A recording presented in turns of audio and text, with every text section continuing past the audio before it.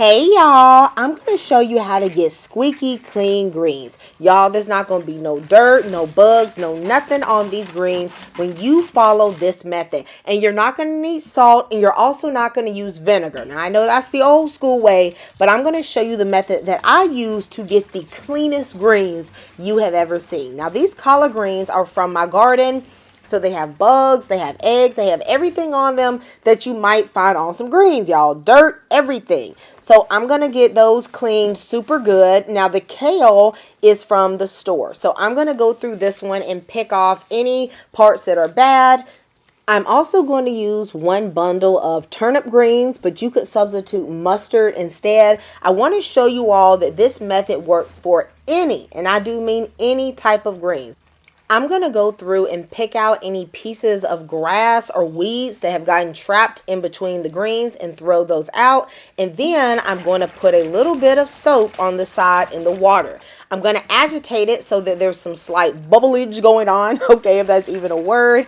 And then I am going to use a special method to start really working the dirt off of those greens. And no, you shouldn't just use any old soap to clean your greens. I'm going to show you the particular soap that I use, so just keep watching. Now that my soap is kind of bubbly in the water, I'm going to take the collard green leaves one by one and agitate them on the front and the back. Because some of them have little bug eggs, I want to make sure I knock those off.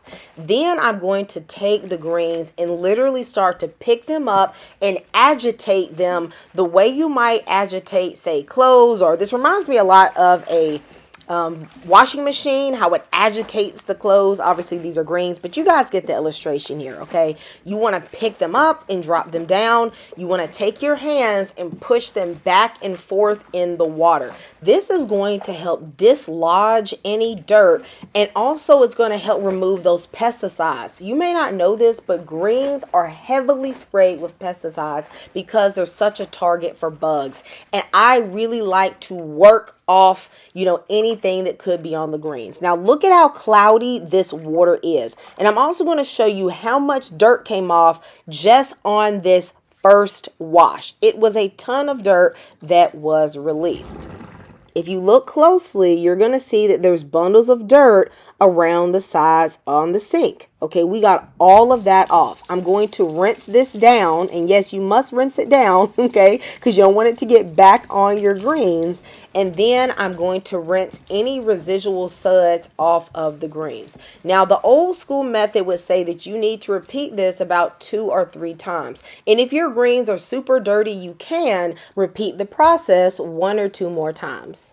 But I find that this soap really cleans perfectly even on a first wash and then just with a rinse. Now you can see that this is safe for fruits and vegetables, floors, counters, everything. My mom is kind of freaked out that you can do so many things with this, but let me just tell you why this works. This has surfactants on them. Surfactants are molecules that are the primary component of cleaning detergents. What they do is that they can stir up activity on the surface of whatever you're cleaning to help trap dirt and remove it from the surface. Vinegar and salt can't really do that at the same level that a surfactant can.